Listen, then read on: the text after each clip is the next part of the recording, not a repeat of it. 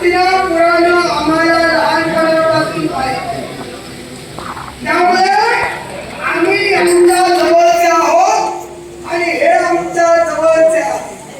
फक्त काय झालं, मधल्या काळात जरा आम्ही लांब राहिलो, कारण आमच्यावर जबाबदारी जरा मोठी आहे आणि ती जबाबदारी पूर्ण करण्यासाठी आम्ही यांच्यापासून जरा दूर गेलो. आता आम्ही यांचे कोण आणि इथं का, हा जर प्रश्न असेल तर ऐका.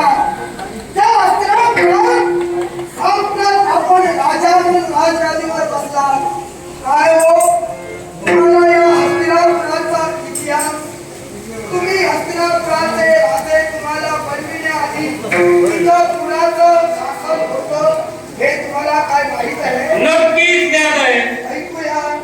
मी इथं विराजमान होण्याबद्दल या हस्तिनापुराचा शास्ता काही काळासाठी तर राज्य करत होता, पण ज्यावेळी हे राज्य माझ्या स्वाधीन केलं त्यावेळी इथं मात्र कोणी शास्ता नव्हता.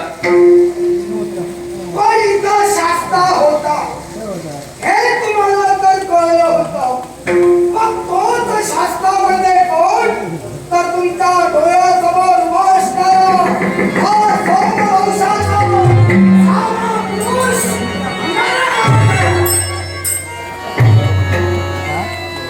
हस्तिनापुर वंशाचा सावळा पुरुष म्हणजे नळराजा, हस्तिनापुराचा राजा, हस्तिनापुराचा शासक या अगोदरचा. मग या एवढ्या काळानंतर आणि अनेक कालावधीनंतर आज हस्तिनापुरात येण्याचं कारण काय? आम्ही बऱ्याच ठिकाणी मानस ठरला, स्वर्ग लोक जिंकले होता आणि तो पूर्ण करण्यासाठी आमचे प्रयत्न चालू असताना आम्हाला आजच्या दिनी वार्ता समजली की आमच्या हस्तिनापुरावर अधिकार म्हणे अयोध्या नरेश रामचंद्रांचे आले आणि त्यांच्या वतीनं या राजगादीवर राजा म्हणून तुम्हाला निश्चित केलंय. नक्की हे आम्हाला कळलंच आमचं हस्तिनापुर आहे आणि ते आमचं हस्तिनापुर आम्हाला मिळवायचं आहे हे सांगण्यासाठी तुमच्यापर्यंत आम्ही आलो. राजे नर, हस्तिनापुर तुम्ही तुमचं म्हणता, हो, पण ज्यावेळी प्रभू रामचंद्रांना अश्वमेध यज्ञाचा आणला, या अश्वमेध यज्ञात आमचा अश्व तुमच्या हस्तिनापुरातून पादाक्रांत करून गेला, पण त्यावेळी या हस्तिनापुराला कोणीही शासक नव्हता, कोणीही राजकर्ता नव्हता आणि म्हणून केवळ अश्वमेध यज्ञाच्या नियमानुसार पोरक्या जनतेला वाली मिळावा म्हणून प्रभू रामचंद्रानं मला इथं बसविलं. ही राहिली एक बाजू, पण मी तुम्हाला चुकीचा म्हणणार नाही. जर का तुम्ही या हस्तिनापुरावर तुमचा अधिकार बजावत असाल तर हे हस्तिनापुर मी तुम्हाला तुमच्या स्वाधीन करून देईन. पण जेव्हा मी अयोध्येचा मांडली गेले, हे हस्तिनापुर सुद्धा अयोध्येचं मांडलिकत्व स्वीकारणार आहे. तेव्हा आमचे सम्राट कोण असतील तर प्रभू रामचंद्र. तुम्ही थेट त्यांच्यापर्यंत चला, त्यांचा जर काय संदेश आम्हाला आला, असत हस्तिनापुर आम्ही तुमच्या स्वाधीन करू. हे सुसैन तुम्ही प्रभू रामचंद्रांचे मंडलिक झाले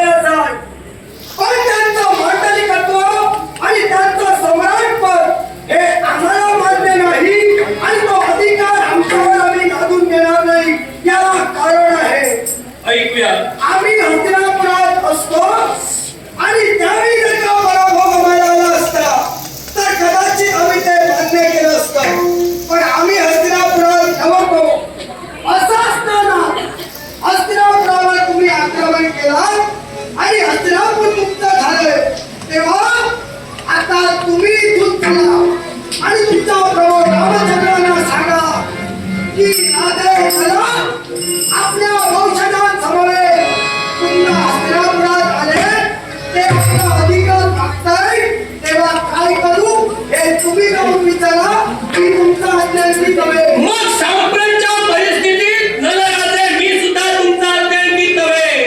तुम्ही असाल भूतकाळातले राजकर्ते. वर्तमान एकच दर्शवतंय. सुशेण या हस्तिनापुराचा राजा आहे. गरज जर का तुम्हाला असेल तर प्रभो आमचा धर्मनिष्ठ आहे. प्रभो आमचा तत्ववादी आहे. प्रभो आमचा शास्त्र आहे. तेव्हा जर का तुम्हाला तुमचे अधिकार हवे असतील तर थेट तुम्ही प्रभोपर्यंत चला. आम्हाला जाण्याची गरज नाही. तुमच्या प्रभाचं तत्व तुम्हाला प्रिय असेल. नक्की. पण माझं तत्व बोलतंय या विश्वाच्या कर्मखंडणीला आम्ही सामोरं गेलो नाही. आम्ही गांधी पुढे घेऊन तुम्हाला शरण नाही. आमच्याशी तुमचा द्वंद्व झाला नाही. त्यावरती आम्ही इथं नसलो तरी आम्ही इथले राजे आहोत हे या विश्वाला सर्वस्वी होतं. पण तुमचा विश्व जर का या राज्यात आला तर त्याची कल्पना तुमच्या प्रभावाला मला कळवायला हवी होती. ती कळविली नाही आणि आम्हाला न विचारता हस्तिनापुराचे राजे तुम्हाला बनविलो.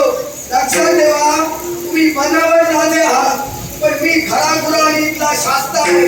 तेव्हा माझ्या प्रजेने आलेल्या माझं स्वागत केलेलं आहे. त्या प्रजेने मला तिथं विसरले नाही. तिथं तुम्ही कोण सांगणार आहे? तेव्हा चला संधी देवाची मनात शब्दाला शब्द व्हायला जाऊ नये. लोकांच्या खेळात होऊ नये.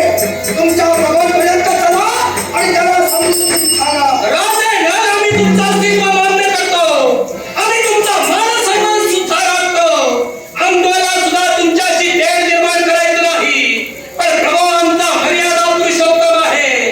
प्रभो आतापर्यंत मर्यादा बाह्य केव्हाही मागला नाही. आतापर्यंत धर्मशास्त्राला अनुसरून प्रभूने प्रत्येक पाऊल टाकलं आणि त्याचं अनुसरण आम्ही करतो. त्याच्या शिकवणीनुसार आम्ही प्रभूकडे जाऊ शकत नाही. गरज तुम्हाला असेल तुम्ही चला.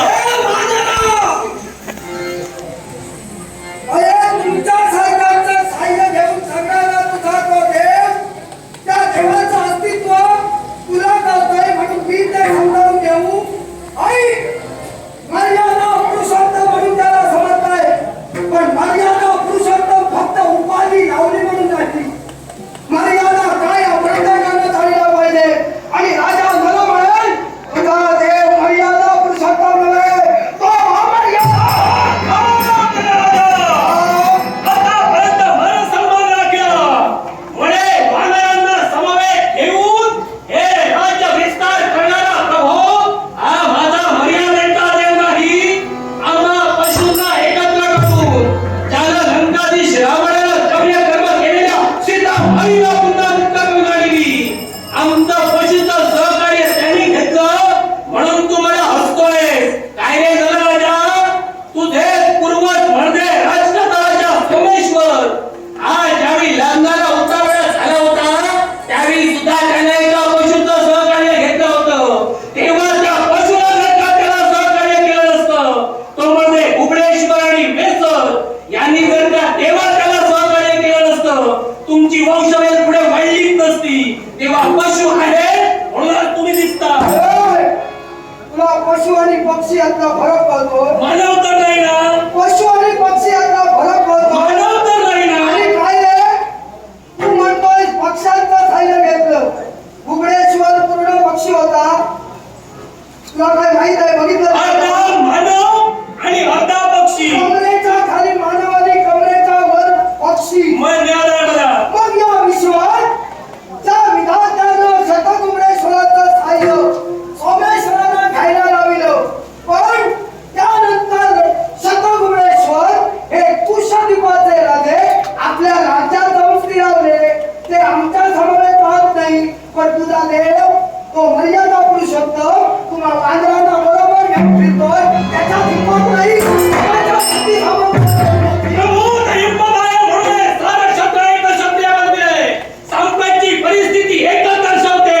हस्तिनापूर हे अयोध्येचं मांडलिक आहे. मी तुझा प्रभाला अमर्याद का म्हटलं तर याला कारण आहे. तुझ्या प्रभाच्या सानिध्यात फक्त तुम्ही वानरच आहात की इतर क्षत्रिय देखील आहेत. इतर क्षत्रिय सुद्धा आहे.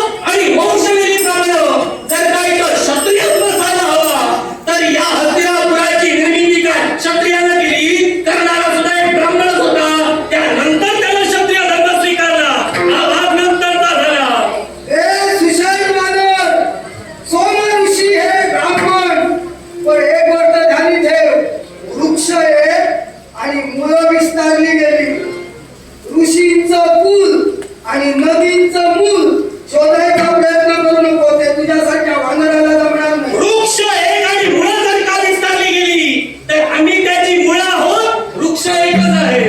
वृक्ष जर का एक आहे मग त्या वृक्षाला अनेक मुळं आहेत. मग क्षत्रिय समाज असताना या वानरांच्या हाती राज्य देतोय असा तुझा प्रभाव, त्या प्रभावाचं अस्तित्व मला मान्य आहे. आम्ही सक्षम होऊ नये राज्य सांभाळण्यासाठी आणि त्याचप्रमाणे आमच्या स्वाधीन राज्य केलंय.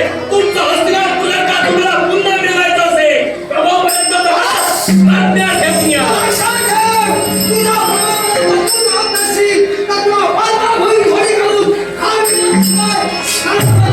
राजा हस्तिनापुरावर जर का आक्रमण करत असाल तर लक्षात ठेवा, राजकर्ता नसताना इतिहासी मोठं स्थापित केलं.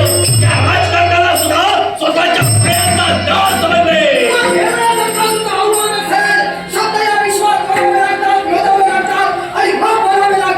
शब्द जगाच्या पाठीवर